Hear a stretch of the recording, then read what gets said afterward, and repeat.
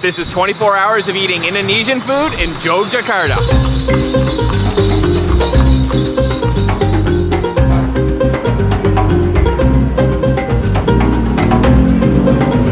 So here in Yogyakarta, a lot of the best food can be found bright and early in the morning at the morning markets and super late at night because a lot of stalls don't open until after dark. So this morning we woke up bright and early and we've come to another morning market. This one is called Pasar Legi Kotagede, and it is the oldest market here in Yogyakarta. It actually traditionally was only opened on Legi, one of the days of the Javanese calendar, but nowadays it's open every day of the week. It's a very lively morning market and there are a lot of great foods that you can come and try here at Pasar Legi Kotagede. So we're gonna go in, explore a little bit, see what we can find and grab some breakfast.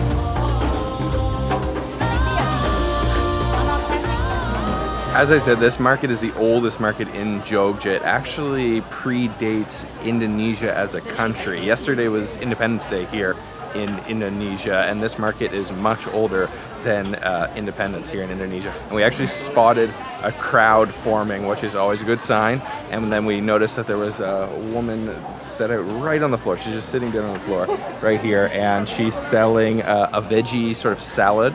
So we're gonna try this out for our first stop today.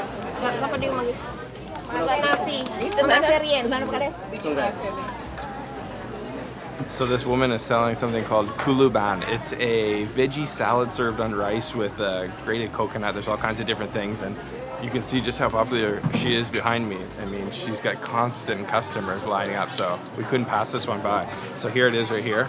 There's a couple different veggies in there. Some green veggies, there's some bean sprouts, and you can see this is the grated coconut right here. And then the spicy sambal. It's served on a bed of rice. I'm just gonna go right in with my hands here. Try this as my first meal of the day.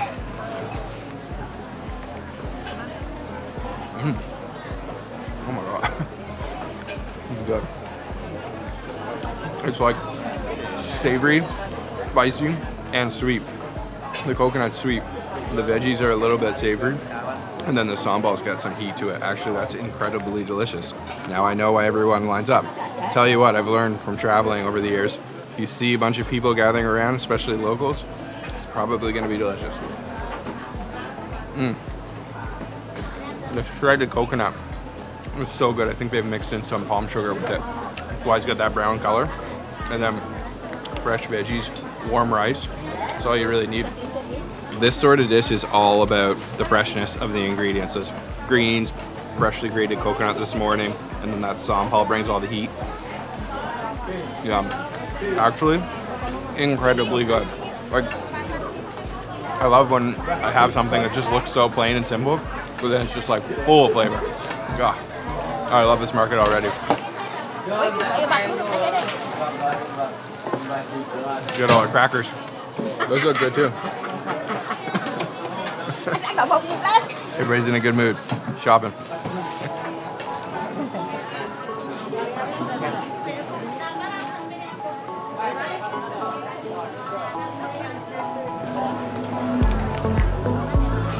Just a simple mixture, just a couple ingredients, the sambal, the coconut, the veggies, and the rice. She also did have this fermented tempeh, but I was not feeling that for 7 a.m. in the morning, but really delicious, perfect combination, a little spicy, a little sweet, I love it.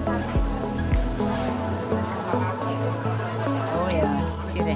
Manis kayak sini. Ya, 8.000.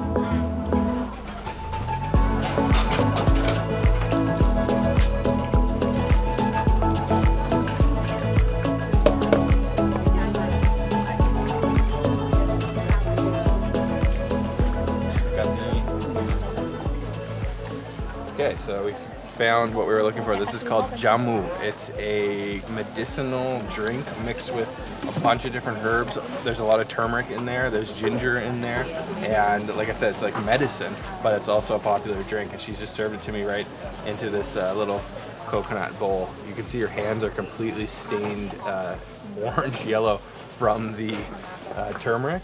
I have no real idea what this is going to taste like, but I read that this is a popular drink here at the Pasar Legi Kotagede, so let's try.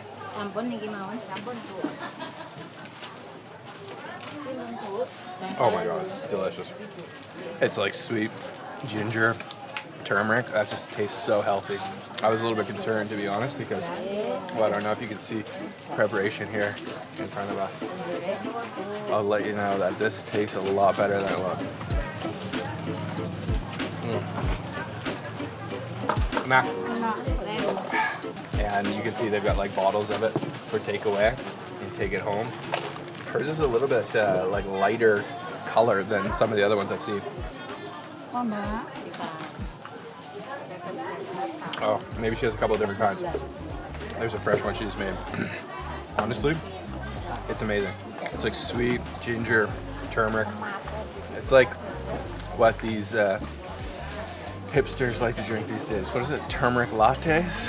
Yeah, this is like the real turmeric latte. So I've just figured out what the difference is because I asked my Indonesian food guru, Pak Ari, who unfortunately couldn't be here with me today, but he's just texted me. So he told me the one I just tried, the whiter one, is called Baras Kancur. It's like it's made with rice, that's why it's white, and it's a little bit sweeter and with the sand ginger. But then the yellow one is called Kunyit Asem, and it's made with turmeric and tamarind and palm sugar. It's a little bit more sour. So I've moved from first stall to the next stall to try the Kunyit Asem. So I just ordered up one more to try it out. It's not the most appetizing preparation, that's for sure, but the flavor is actually incredible. So let's try one more out. That is crazy, crazy rich turmeric, deep yellow, almost orange color. Let's try this one out, see the difference.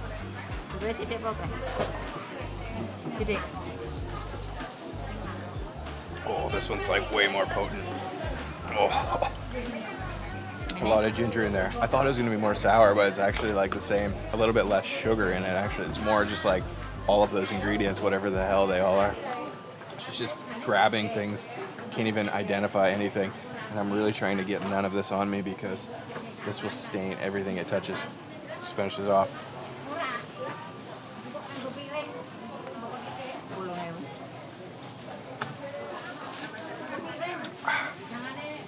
Enak.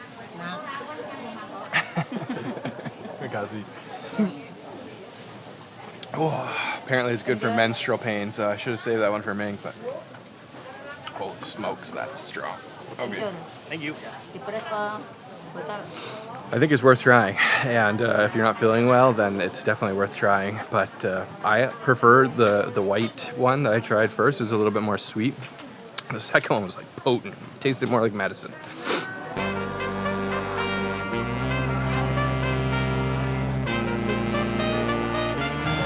So there's an interior market and then there's an exterior market. It's sort of a triangle shape too. And you can see a lot of the locals are here just doing their daily grocery shopping. There's so much fresh fruits, fresh vegetables. I haven't seen a whole lot of meat, some fish, but mostly fruit and vegetables.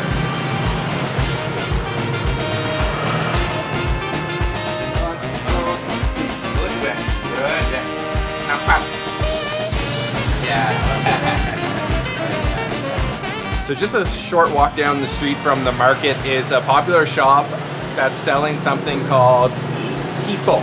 This place is called Kipo Bujito. And this is a dessert that you can only find in this area of Yogyakarta, let alone the rest of Indonesia. So this is a Kotagede dessert specialty. You can see right here, it's made with a rice flour. There's probably coconut in there. It's green from the pandan, and it looks like it's been roasted too. I'm not exactly sure what to expect from this, but let's try it. Oh yeah. I love Indonesian desserts. Always with the coconut and the palm sugar. So it's almost like a mochi that's been roasted. You can see the black char on the outside. But then I'll bite this one open so you can see. It's filled like a little fruit gusher again with natural palm sugar and coconut. And this little serving was 3,200. So it's like 20 cents or something for this. And I'm gonna destroy all of them. Oh wow, that's so good. The owner here, Bujito, is super friendly. And this is a specialty of Kotagede. So you can only get it right in this area, which is crazy to think. Yum. Those are perfect little snacks. Wow. Yeah, that's seriously good. What do you think? It's good. If I have another one that looks just sweet, that's mine. I might have just eaten 6, but Whenever- you gotta be faster. Whenever we share things, I have to like be fast in eating because Luke's gonna take it all, especially when it comes to dessert. Like Especially when it's delicious. his hand will gradually comes and like he didn't say anything. He just see this. This is like his natural move, and there you go. He took mine.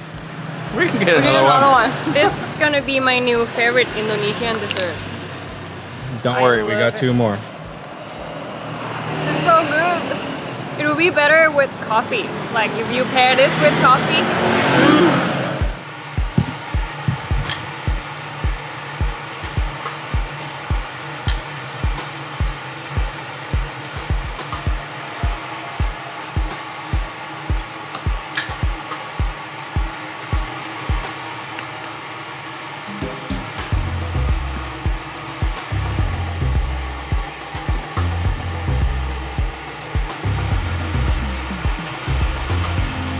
Nearby to the market, there is a totally hidden shop that you will not be able to find without using Google Maps, and even then it was very difficult to find this. Down some small alleys behind the market, twisting and turning, but we have found it. So this spot is selling something called roti kampang, which is these cakes right here. So this lady is, she has individual little kind of muffin trays that she greases up and then puts the batter in, and then it goes into this traditional oven, which is a charcoal heated oven. And here is the final result. Let's grab one here and show you. It's got this beautiful kind of flower design and beautifully golden, crispy cake. Let's give this a try. Really cool spot. She's working here totally independent. Doesn't have any customers, but I'm guessing she must take them somewhere to sell them afterwards. It's just like a homemade sponge cake. Anak. So friendly. She doesn't mind us filming in here at all. Hopefully we're not bothering her too much. Yum. It's got a little bit of a smoky charcoal flavor. She fills up each one individually, everyone handmade with love into the charcoal oven. Actually, I can taste the smoky. It's almost like, not bitter, but like a slight bitter kind of burnt flavor. So he opens it up. She's got a long kind of spatula there. Brings out the hot, fresh ones. She rubs them with a little bit of butter and then puts the fresh ones, or the uncooked batter in. All on charcoal. Love it. So cool. Pretty simple cake, but delicious. Buttery.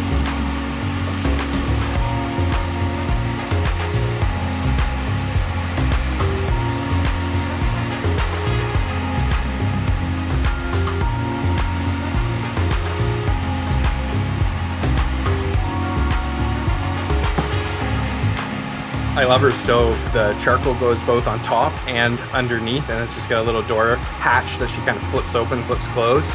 Perfectly cooks them from both top and bottom.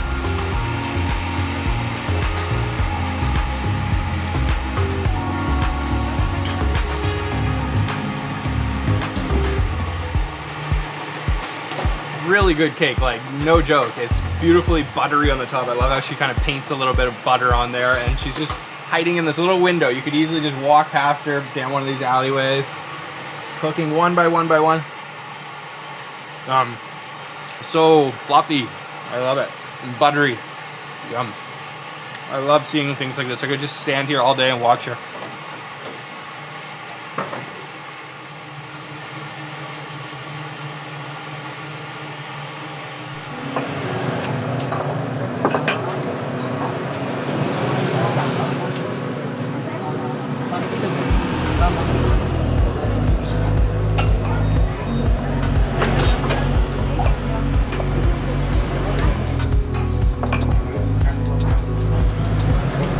So for noodles, we've left the Kotagede area and come about just a 5 minutes drive away to a popular spot that's called, I have to read off my phone, Mi Ayam Bu Tumini Sari Rasa Jati Ayu.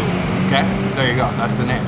So they've got hundreds of bowls of pre-seasoned bowls with a little bit of oil in the bottom and a little bit of greens.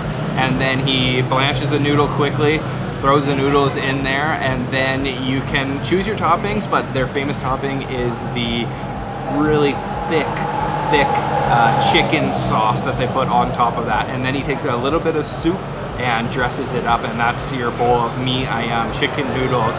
There's a lot of Chinese influence here in Indonesia in general, so this dish probably has a little bit of Chinese influence if I had to guess. And I don't know what to expect from this. It looks like a satay sauce, but I'm not sure it actually is or not.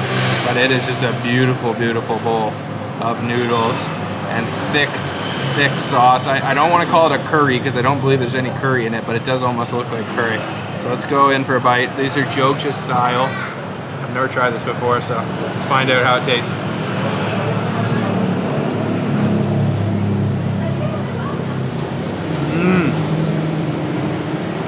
Oh man. Wow, it does taste like a Chinese noodles. Oh, that's phenomenal. Served piping hot. It's a salty sauce on the outside. There might be a little bit of peanut in there. It does have a little bit of a sauté flavor. Oh man. That's how I like my noodles. I want the flavor to coat the noodles completely, and this just sticks to it so well.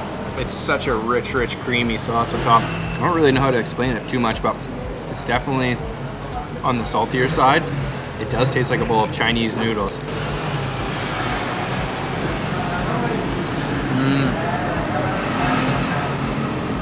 Very good. A little salty and a little bit sweet too. And then whenever I'm in Indonesia, I always get to go for the iced tea.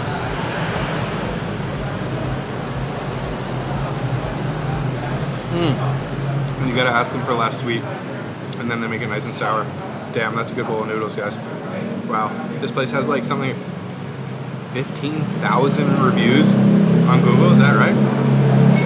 Yeah, zoom in on that. 15,000 reviews on Google. And honestly, that's not that uncommon for Jogja. This is a food city. Like, you come here to eat. That's what everybody comes here to do. The food here is so good.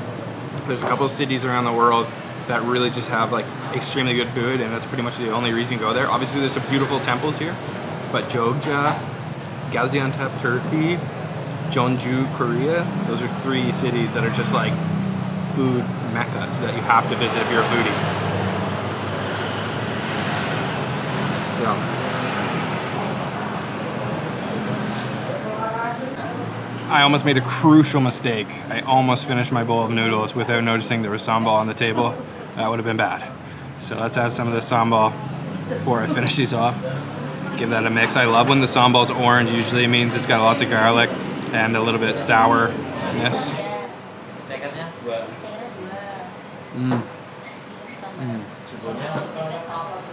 Oh yeah.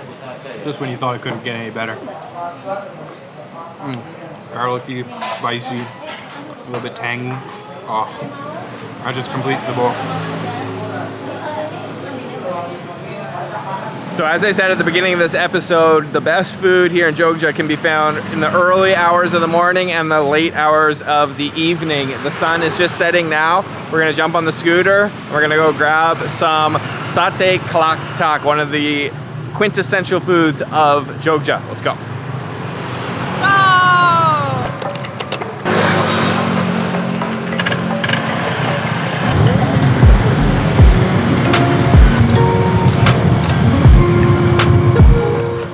So this is the spot we just arrived. It's called Satay Mak Adi, and they specialize in a type of satay famous here in Jogja called satay klak-tak, which means bicycle spoke satay. I'll explain a little bit more about that later, but as you can see, they've got all the meat hanging here. So this is kambing, goat meat.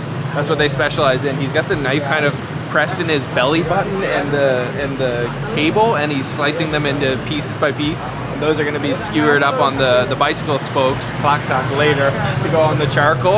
I think we arrived a little bit early because they're just still setting up, but this already looks like it's going to be good. I see a lot of locals that are already sitting here waiting for their satay as well, so I can't wait to try this out.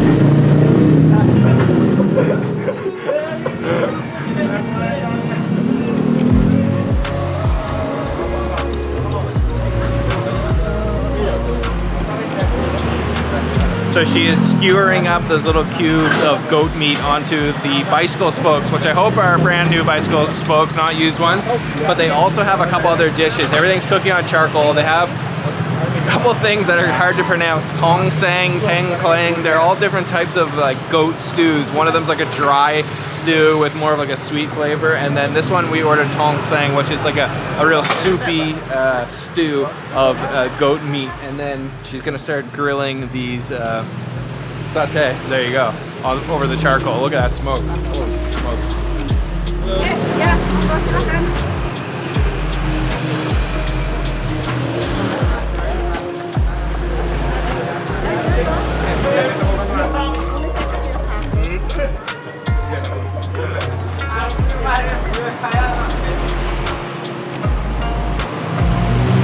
As soon as that goat meat hit the charcoal, a huge plume of smoke just erupted, and then the meat fat starts to drip, hits that charcoal, and it just gets that smoke infusing into the skewers, into the satay, and they're basically sitting right on the charcoal. They only have barely an inch above the hot flames, so they're cooking fast.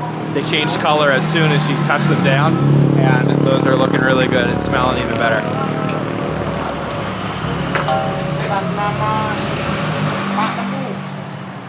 So we're still waiting for our satay, but the tong sang has arrived. The goat stew, so see lots of pieces of meat in there. Each piece looks like it has a bit of fat. There's also a piece of, I think that's liver, and it's in this very rich looking broth, which definitely is gonna go well with rice. So let's try a little bit of the tong sang while we wait for our satay klaktak. Yum.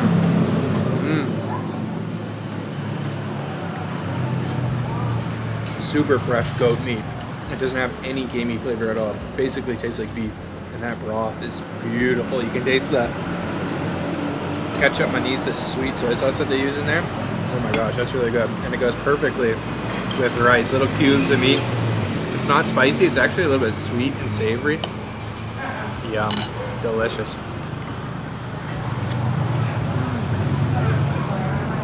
Really tender goat, and just infused with that smoke from that charcoal. Wow, it's a really rich broth, a lot of flavor. The broth is really flavorful. It goes so well with the rice, and that meat is tender. Honestly, if you don't eat goat meat, or you think you don't eat goat meat, I would highly recommend to try this spot because it tastes like beef. And it's a nice, rich, meaty, kind of sweet broth as well. Delicious. Our satay klaktak have arrived, beautifully cooked, nice charred bits on there, and these are indeed on bicycle spokes. And it's served with a sort of sauce over here. It's kind of like a soup, and you can just see that goat oil floating to the top. Just gonna go for a dip, try one of these. Oh man, this smells so good.